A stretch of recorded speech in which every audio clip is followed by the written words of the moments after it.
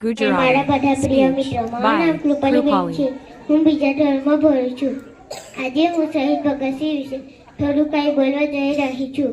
ભગતસિંહ આપણા દેશના એવા મહાન સ્વતંત્ર સેનાની હતા જેઓએ ભારતને અંગ્રેજોના શાસનમાંથી મુક્ત કરાવવા પોતાનું આખું જીવન સમર્પિત કરી દીધું. તેમનો જન્મ 28 સપ્ટેમ્બર 1907ના રોજ પંજાબના બંગા ગામમાં થયો હતો.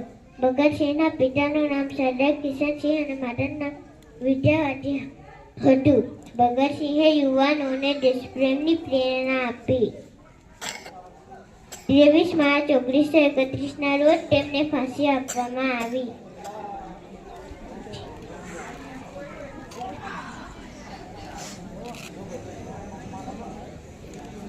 દેશ માટે તેમણે પોતાનું જીવ આપ્યું. તેમનું સૂત્ર હતું ઇન્કલાબ જિંદાબાદ. આવો આપણે બધા ભગતસિંહ જેવા સાચા અને સારા નાગરિક બનીએ. જય હિન્દ, જય ભારત. ખૂબ ખૂબ આભાર કૃપા.